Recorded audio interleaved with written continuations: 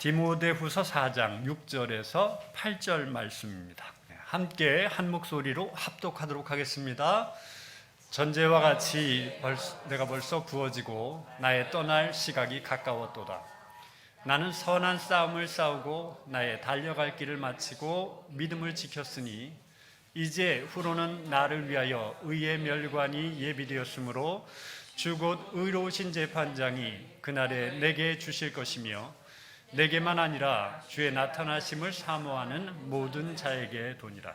아멘. 황규철 선교사님께서 하나님의 선교라는 제목으로 말씀 전해주시겠습니다. 하나님 이 자리에 섰습니다. 제 마음을 성령으로 만져주셔서 오늘 이 자리 오직 주님의 말씀만을 전하는 그런 귀한 자리 되게 하여 주시옵소서.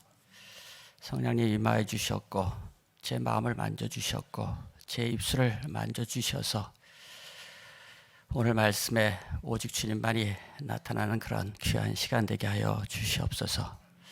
감사드리며 예수님 이름으로 기도하였습니다. 아멘. 여러분 다시 만나 뵙게 되니까 너무나 좋습니다. 이렇게 한국에 들어와서 소식을 들으니까 한국도 코로나로 많은 어려움을 겪고 있다는 소식을 듣고 있습니다. 항상 어려운 중에도 중보와 후원으로 도와주시고 은혜를 나눠주신 것에 대해서 우선 먼저 진심으로 감사를 드립니다. 저는 15일 전에 한국에 도착했습니다.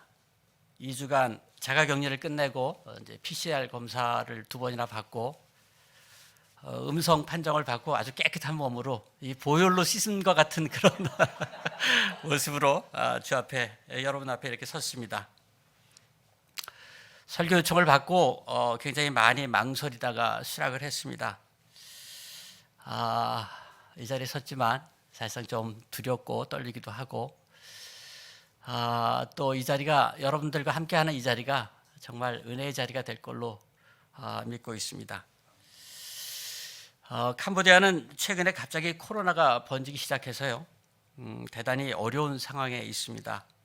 방역이나 예방이나 치료 이런 것들이 전혀 준비가 안 된 나라이기 때문에 어수선하고 많이 혼란스러운 그런 상황입니다. 그들이 할 수 있는 방법은 가장 간단한 방법으로 지역을 봉쇄해서 다니지를 못하게 하고 아무것도 못하게 하고 또 주민들이 아우성을 치면은 간간히 이제 쌀이나 또 먹을 것을 이렇게 나눠주지만 굉장히 어려운 시간들입니다.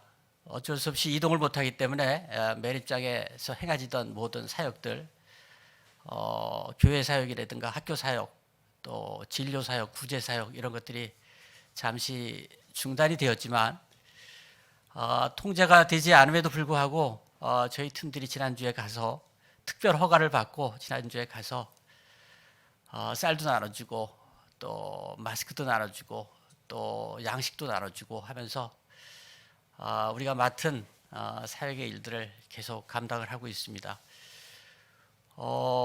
통제를 하고 또 매립장에서 쓰레기를 준다 하더라도 이제 팔 수 있는 길이 없으니까는 하루 먹고 하루 살아가는 그런 사람들이 굉장히 어려움에 처해 있어서 우리가 이 규제나 이동을 못하게 해서 우리의 손길이 그들을 돕지 못하더라도 하나님께서 직접 그들을 도울 수 있는 그런 것들이 나타나기를 기도하고 있습니다.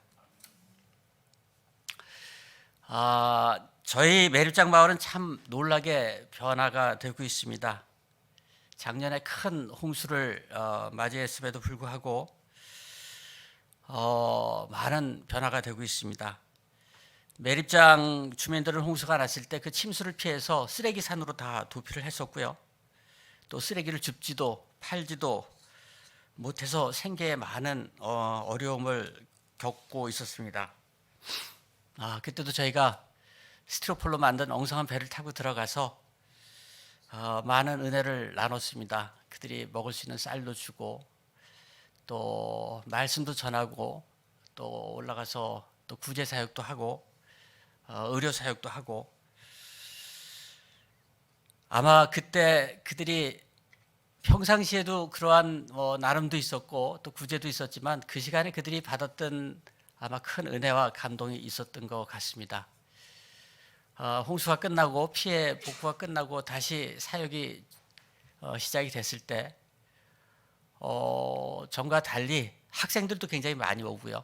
그래서 저희가 감당을 못할 정도로 학생들이 많이 와서 또 교회도 더 부흥이 되고 또 그들이 마음을 열고 이렇게 다가오는 모습들이 보였습니다. 저희가 매립장 사역을 시작한 것은 그들에게 물론 일용할 양식을 전해서 그들이 생계의 어려움을 하는 목적도 있지만 가장 큰 것은 하나님의 복음을 전해서 그들이 어려운 중에서도 복음을 누리고 또 천국 소망을 가지고 살아가고 또 우리 공동체가 예수 마을이 되는 것이 우리의 사역의 목적이었기 때문에 그런 것들을 계속 이어가고 있습니다. 그렇게 수고를 했는데 그런 많은 학생들이 나오고 또 많은 은혜를 같이 나누니까 우리의 사역이 주 안에서 우리의 사역이 결코 헛되지는 않구나 하는 또 그런 기쁨을 누리기도 했습니다.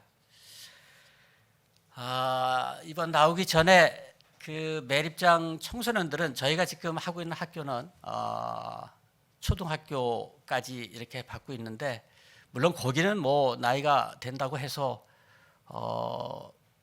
캄보디아어를 할 수 있는 것도 아니고 해서 항상 그것이 마음의 어려움이었었는데 어떻게든지 청소년들을 갖다가 좀 더 교육을 시켜야겠다 하는 생각을 가지고요.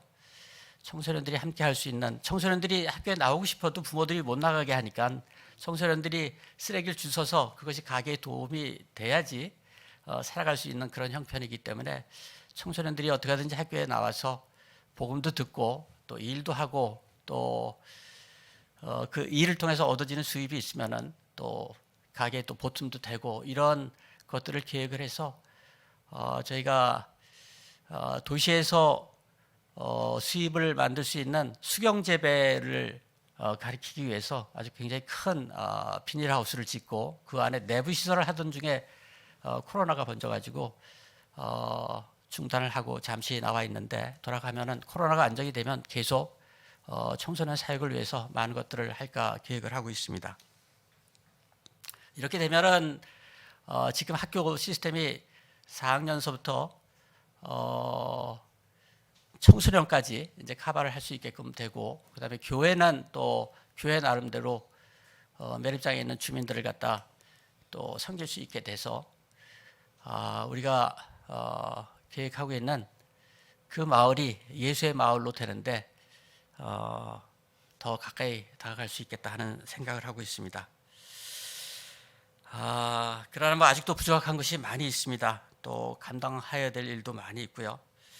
그런 것들을 생각하면은 염려도 되고 때로는 두렵기도 하지만은 여기까지 이렇게 인도하신 주님이 나머지 일들도 하나님의 은혜와 하나님의 사랑 안에서 많은 것들을 또 베풀어 주시고 또 지켜 주시고 인도해 주실 것으로 믿고 있습니다. 아무래도 오늘의 말씀이 선교 보고와 함께 진행되는 말씀이 되어야 될 것 같다는 생각이 있어서 여러분들 아마 영상을 보셨겠지만 영상을 한번 매입장에 있었던 짤막한 그 홍수대 영상인데 그 영상을 보고 또 말을 이어가도록 하겠습니다.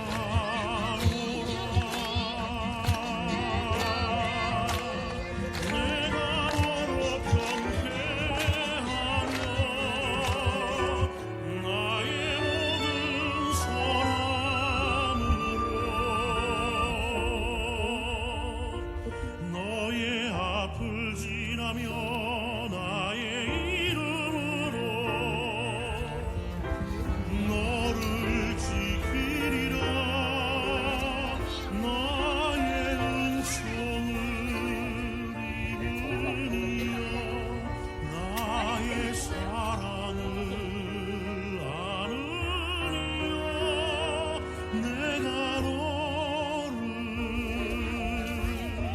축복하노라.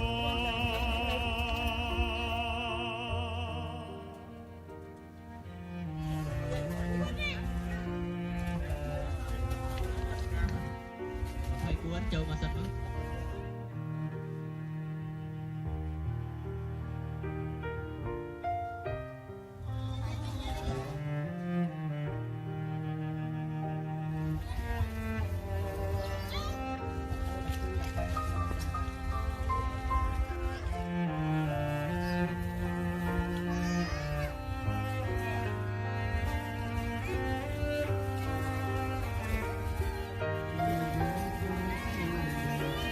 Hãy nè tắt đi.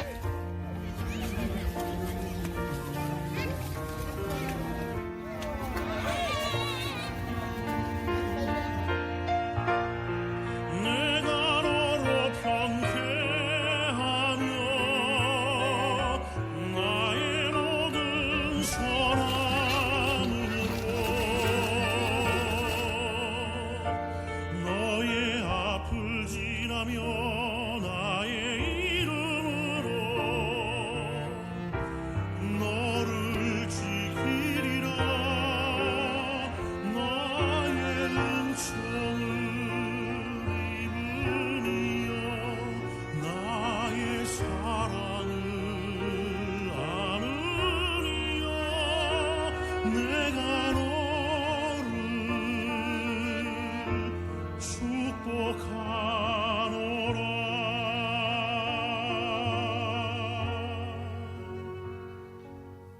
내가 너를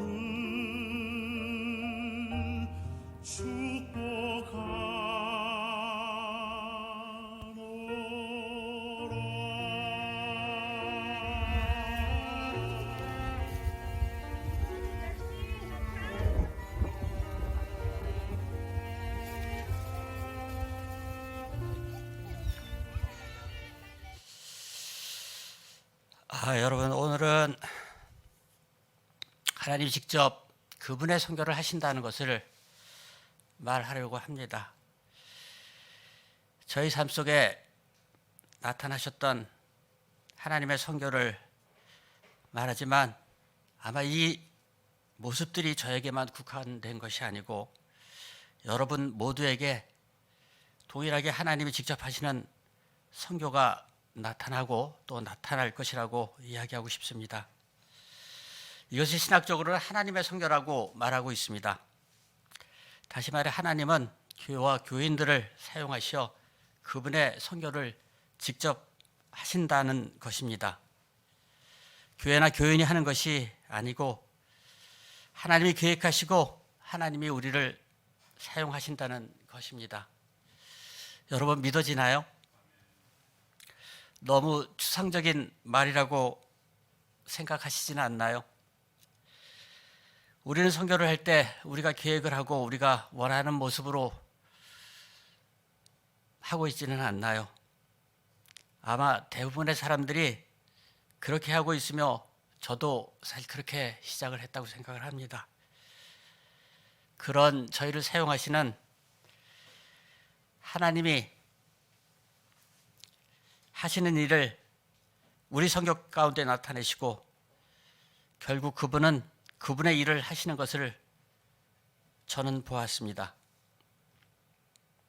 요즘 저는 신학을 하고 있습니다. 같이 공부하는 분들이 여기 있는 것 같습니다. 새로운 것을 깨닫고 미처 알지 못했던 것을 또 배우고 있어 하나님이 허락하신 아주 귀하고 귀한 시간인 것 같습니다. 처음에는 학문적인 것으로 여겼는데 오히려 영적인 것들을 더 많이 깨닫게 되어서 좋은 시간을 보내고 있습니다. 얼마 전 칼빈의 예정론을 공부하였습니다. 여러분도 대충 무슨 뜻인지 알 것 같습니다. 하나님이 미리 예정하시고 선택한 자를 구원하신다는 것인데요. 대부분의 사람들은 그럼 선택을 받은 자들은 세상에서 마음대로 살아도 정욕대로 살아도 구원을 받는다는 말인가 하고 아마 반문을 많이 하실 겁니다. 저도 그랬고요. 칼빈 민족주의자들은 그렇게 답합니다. 하나님이 선택하신 자는 어떤 일을 하더라도 그가 정욕의 길을 가지 않고 결국은 하나님의 길을 가기 때문에 하나님이 예정한 자는, 선택한 자는 반드시 구원을 얻는다고 그렇게 얘기를 하고 있습니다.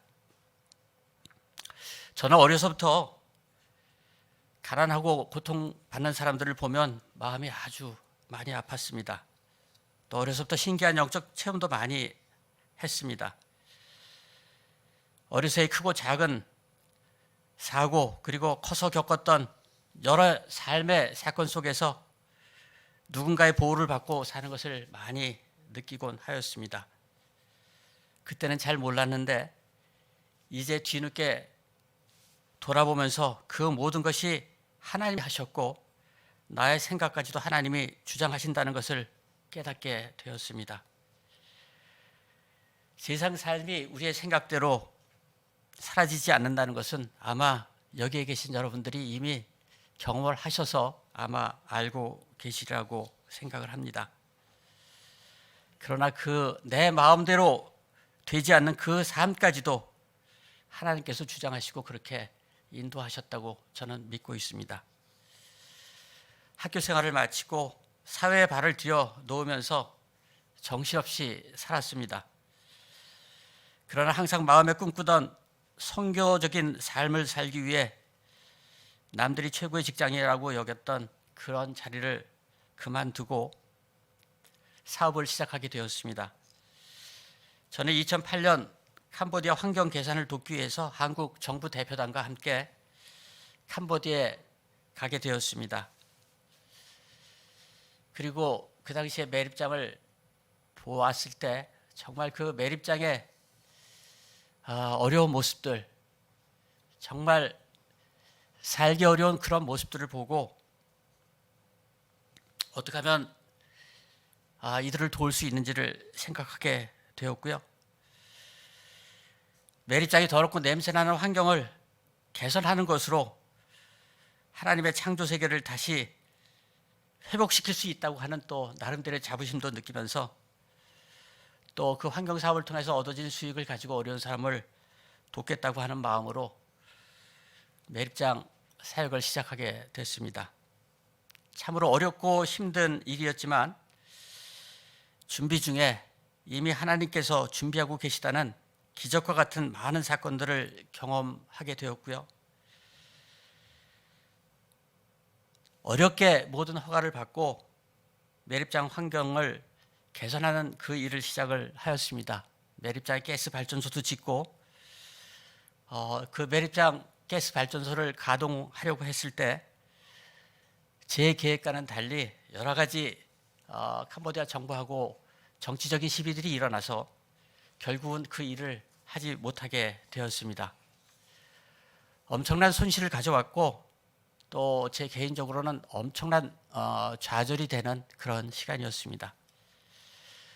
제 개인적으로는 출애굽의 시간이었고요. 자아를 내려놓는 시간이었고요. 광야의 시간이었습니다. 또한 회심을 하는 시간이었습니다. 아마 하나님은 제 힘으로 하는 것을 원치 않으셨던 것 같습니다. 2013년 우연히 캄보디아에 오신 정경호 목사님을 만나게 되었습니다.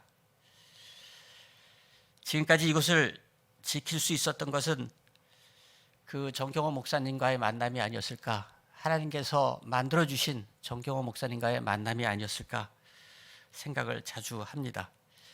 나중에 들은 이야기였지만 정경호 목사님이 다른 곳에 갈 계획이 있었는데 벼랑간에 하나님의 인도하심을 받고 캄보디아에 준비도 없이 오셨다가 캄보디아 제가 섬기는 제일교회에서 만남이 있었고요. 또 정경호 목사님이 그 제일교회를 통해서 그 제일교회 성도들과 함께 제자훈련 학교를 시작하게 되었습니다.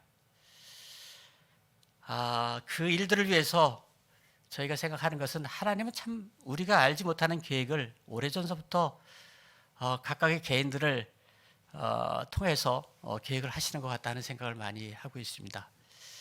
저희 아내가 캄보디아에 오기 전에 오래전서부터 제자훈련 학교를 섬기고 있었는데 한 10년을 섬기다 캄보디아에 왔는데 과연 한국에서 그런 훈련을 통해서 경험됐던 그 하나님의 일들을 어디에 쓸 수 있을까 하는 생각을 가지고 왔는데 그렇게 하나님께서는 정경 목사님을 통해서 제자훈련 학교를 시작하게 하셨고 또 제일교회 많은 성도님들이 그 제자훈련 학교를 통해서 많은 은혜를 받고 제자의 삶을 사는 결단을 하게 되는 놀라운 일들이 있었습니다.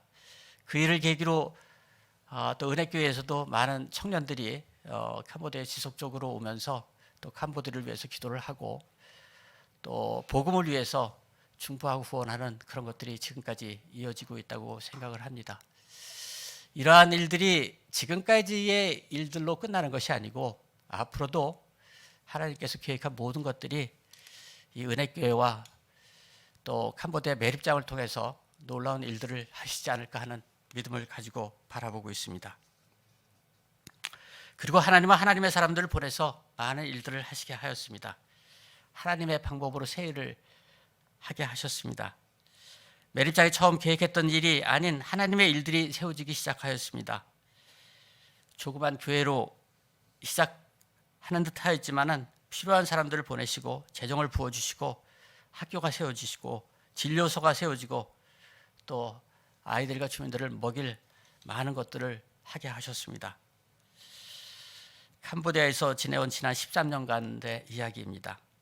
내 힘으로 하겠다 하는 사업을 주저앉히시고 그 자리에 하나님은 하나님의 방법과 하나님의 재정으로 하나님의 일을 여섰습니다. 가난하고 병든 자들을 먹이셨으며 복음을 전하는 일이며 하나님 방법으로 하나님이 직접 하시는 것들을 보게 하셨습니다. 시편 46편에 보면 너희는 가만히 있어 내가 하나님됨을 알지어다. 온전히 모든 것을 내려놓자 하나님은 하나님의 방법으로 세기를 여섰던 것입니다.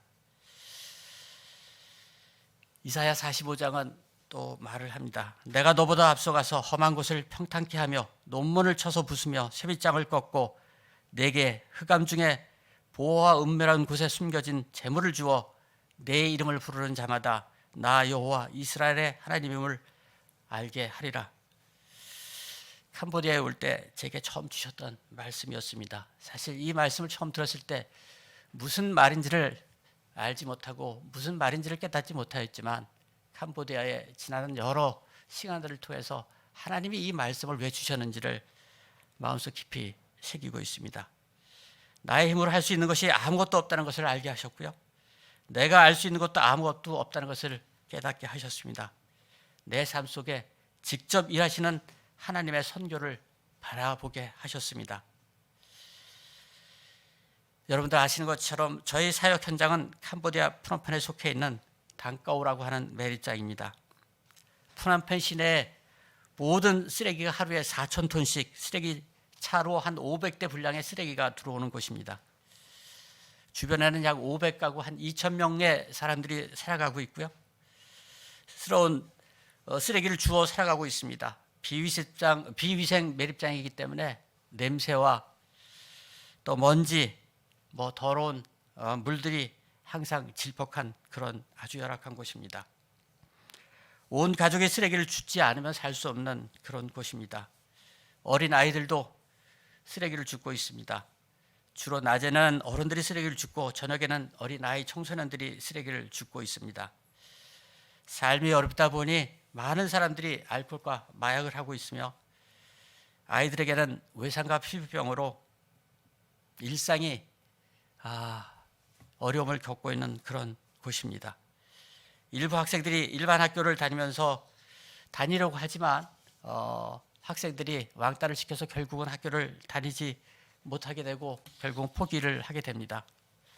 청소년들은 한밤중에 쓰레기를 줍다 마약을 하고 같이 둥글다가 어린 나이 15살, 16살이면은 아이를 가지고 또 그 아이들이 그 쓰레기 더미에서 또 성장을 해 나갑니다.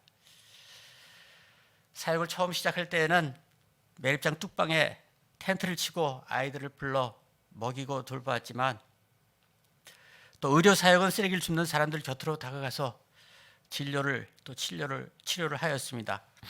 그러나 이동식 사역의 한계를 느껴 매립장역 바로 옆에 가장 열악한 빈민 마을의 부지를 확보하고 교회를 먼저 시작을 하였습니다. 또 필요에 따라 학교, 진료소를 차례로 지으면서 관련 사역들을 이어가고 있습니다. 함께 사역하는 사람들은 그곳을 예수의 마을로 만들기 위하여 함께 자원하며 섬기고 있습니다.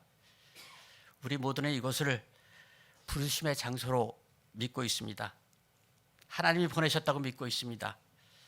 그분이 보내셨기에 모든 필요를 그분이 채우시고 풍성히 사역을 하게 하신다고 믿고 있습니다. 최근에는 생각지도 않았던 일들이, 기이한 일들이 일어나고 있습니다.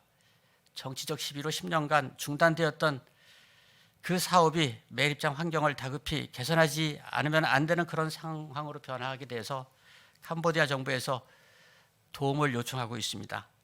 그러나 이미 10년이 지나 모든 것을 다 잃고 아무것도 제 힘으로는 할 수 없는 그런 상황입니다. 어떻게 받아들여야 할지 많이 기도하고 있습니다. 하나님이 창조 세계를 회복하는 일을 다시 일으키시려고 하시는 것인지, 매립장의 어려운 사람들을 새로운 방법으로 도우려 하시는 건지 아직은 알 수가 없습니다. 무슨 일이 일어날지 전혀 알 수가 없습니다. 다만 하나님이 하시는 선교임을 믿기에 온전히 그분께 내어드리려고 합니다. 잠잠히 하나님이 하시는 일을 보려고 합니다. 비즈니스 선교도 하나님이 직접 하시는 하나님의 선교라고 믿습니다. 하나님의 선교의 원뜻은 창조에서 새 창조까지 하나님의 뜻을 이루는 모든 것이라고 믿고 있습니다. 어느 날 내 삶 전체의 삶 속에, 나의 선교의 현장 속에 계신 하나님을 알게 되면서 하나님이 직접 하신다는 것을 알게 되었습니다. 영상을 하나 더 보고 또 다음 말을 이어가도록 하겠습니다.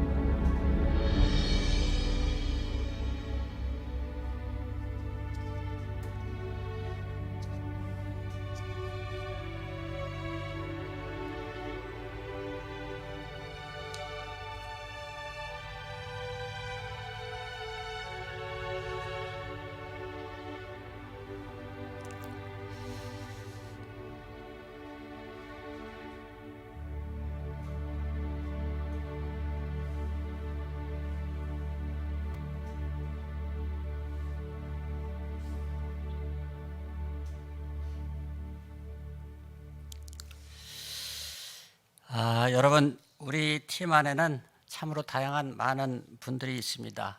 모두 한국분 12명, 선교사도 있지만 대부분 제자훈련 때 같이 훈련을 받았던 사람들이고요. 모두가 다 선교사적인 삶을 살아가는 평신도들입니다. 일상을 주께 드리는 삶을 살아가는 사람들입니다. 그리고 현지인들이 12명이 있고요. 또 주로 이제 교사와 이제 행정요원들이 현지인들이 봉사를 해주고 있고요. 또 쓰레기를 줍던 청소년들까지 포함을 해서 모두가 24명이 그 매립장을 섬기고 있습니다. 앞으로 더 많은 일들이 있기에 더 많은 사람들이 함께 주님을 그 매립장을 섬기는 그런 일들이 있었으면 좋겠다고 하는 기대를 하고 있습니다. 그러나 쓰레기가 점점 많아져서 그 매립장이 앞으로 길어야 3년 정도밖에 사용을 못할 것 같습니다. 그래서 캄보디아 정부에서 또 다른 곳에 매립장을 준비를 하고 있는데 아마 그 사람들은 쓰레기를 주워서 사는 사람들이기 때문에 매립장이 다른 데로 간다고 하면은 아마 그 사람들이 또 그것을 따라가지 않을까 생각을 하고요. 저희도 그러면 또 그것을 따라가야 되나, 또 어떻게 사역을 해야 되나, 하나님의 뜻은 어디에 있나 많은 생각들을 하고 있습니다. 저는 개인적으로 베드로 사도를 참 좋아합니다. 인간이 연약한 자라 대부분의 사람은 완벽한 사람보다는 가끔씩 부족해서 쓰러지고 또 망가지기도 하는 그런 베드로를 많은 사람들이 좋아하는 것 같습니다. 주님이 십자가에 돌아가시고 베드로는 낭망을 해서 다시 업으로 돌아가서 갈릴리 호수에서 고기를 잡을 때 주님께서 다시 나타나십니다. 여러분들 뭐 잘 아시겠지만 요한복음 21장에서는 그것을 잘 말씀해 주시고 있습니다. 갈릴리 호수에서 고기를 잡을 때 주님께서 나타나셔서 밤새도록 한 마리도 잡지 못한 베드로와 그 동료 어부들에게 그물을 던지라 해서 믿음으로 던져서 많은 고기를 잡게 하시고, 또 주님께서 손수 아침을 준비를 해서 베드로에게 또 그 동료들에게 먹이십니다. 그러면서 베드로에게 묻습니다. 네가 나를 사랑하느냐?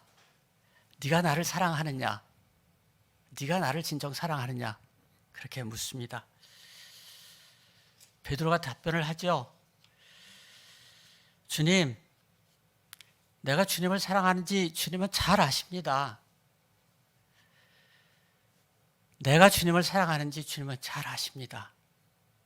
내가 주님을 사랑하는지 주님은 잘 아십니다. 그렇게 답변을 합니다. 주님께서는 내 양을 먹이라고, 내 양을 치라고, 내 양을 먹이라고 그렇게 말씀을 하십니다. 그리고는 주님께서 베드로에게 내가 진실로 진실로 내게 이르노니 내가 젊어서는 스스로 띠띠우고 원하는 곳으로 다니지만은 늙어서는 내 팔을 벌리리니 남이 내게 띠띠우고 내가 원하지 않은 곳으로 데려가리라고 말씀을 하십니다. 아마 여러분 너무도 잘 알고 있는 구절이라고 생각을 합니다. 그 다음 베드로가 어떻게 변신이 되는지는 아마 여러분들 잘 알고 있으리라 생각합니다. 베드로가 오순절 성령 강림을 받고 그 삶이 어떻게 변했는지 우리는 너무나 잘 알고 있습니다. 베드로가 말씀을 전하자 3,000명, 5,000명이 죽게 나오는 놀라운 기적과 같은 일들이 벌어집니다. 그리고 그 베드로는 천국 열쇠를 가지는 그런 권세도 받습니다. 그러나 그런 베드로는 결국 네로 황제의 핍박을 받고 십자가에 거꾸로 매달려 순교를 하고 맙니다. 베드로의 세상 뜻과는 상관없이 주님은 베드로를 사용하셨던 것입니다. 베드로는 나이가 들어 주를 만나고 기꺼이 기쁘게 그의 순례자의 삶을 받아들였던 것입니다. 히브리서 11장 13절은 잘 얘기를 하죠. 이 사람들은 다 믿음을 따라 살다 죽었으며 약속을 받지 못하였을 때 그것들을 멀리서 보고 환영하며 또 땅에서는 나그네임을 증언하였다고 합니다. 이것이 무엇을 말하나요? 주님은 나그네로 사는 우리를 순례자로 사용하신다는 것입니다. 내 뜻대로 발길 가는 대로 살려고 하는 나그네 삶을 하나님은 하나님의 뜻으로 우리를 순례자로 만들어 하나님의 뜻을 이루신다는 것입니다. 여러분, 선택받은 우리는 우리가 사는 것이 아닙니다. 우리 안에 계신 주님이 사시는 것입니다. 아무리 발버둥 쳐도 우리가 할 수 있는 일은 하나도 없습니다. 우리가 세상에서 발버둥을 쳐도 우리가 우리의 힘으로 이룰 수 있는 것은 무엇이 있나요? 이미 많은 경험을 여러분들 하셔서 잘 알고 계실 겁니다. 나의 나됨이 다 하나님의 은혜로 되었음을 고백하는 우리가 되었음을 우리는 너무나 잘 알고 있습니다. 우리는 이 땅에서 우리가 하고 있는 일들을 통하여 하나님이 하나님의 뜻을 이룬다는 것을 알아야 할 것 같습니다. 우리의 육신은 이미 십자가의 예수님과 함께 못 박혀 죽은 자들입니다. 우리가 사는 것이 아니고 우리 안에 예수 그리스도께서 사시는 것입니다. 그래서 우리의 믿음의 선조들은 믿음을 따라 살다가 하나님이 주신 약속을 보지 못하고 죽었으나 멀리서 이 땅의 일들을 바라보며 그제서야 하나님의 뜻이 그 약속이 무엇인지를 알겠고 그래서 그 하나님의 일을 환영하며 좋아했다는 것입니다. 지금은 우리가 하는 일들이 거울을 통해서 보는 것처럼 희미하고 잘 맞춰지지가 않습니다. 그러나 그날에는 주님이 우리를 아시는 것 같이 우리가 온전히 안다고 성경은 말하고 있습니다. 지금은 이해되지가 않고 엉켜져 있고 흩어져 있는 것 같은 나의 삶이 주와 함께 하는 그날에는 완전히 맞춰진 퍼즐같이 되어 우리가 하나님의 그림이 무엇인지를 볼 수 있는 그날이 있음을 믿습니다. 여러분, 우리는 성경을 통해서 바울이 어떻게 로마에 갔는지 너무도 잘 알고 있습니다. 바울이 간 것이 아니고 주님이 보내신 것이었습니다. 그것도 죄수의 몸으로 황제의 판단을 받기 위해 로마로 보내진 것이었습니다.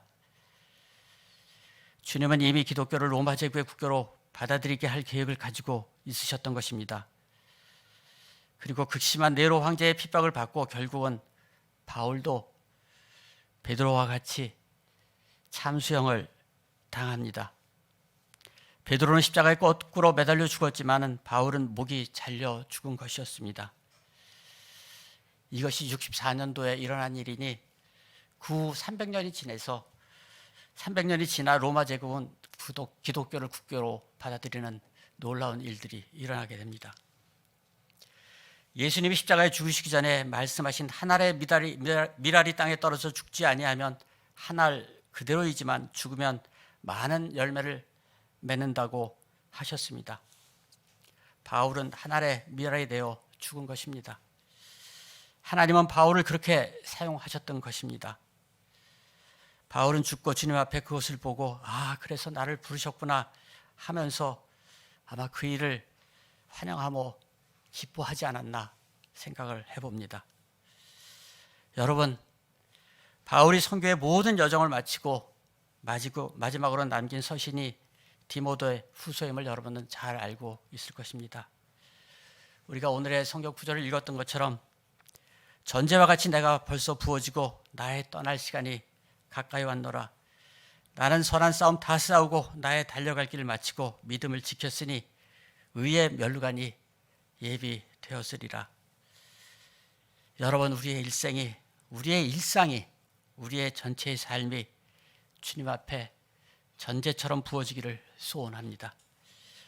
우리의 전체의 삶을 통하여 하나님이 하신 모든 일들이 고백되고 간증되어 우리를 통하여 하나님의 나라가 세워지고 또 우리가 증인으로 종으로 우리의 목숨을 다하는 날까지 주님 앞에 서기를 소원합니다. 기도하겠습니다.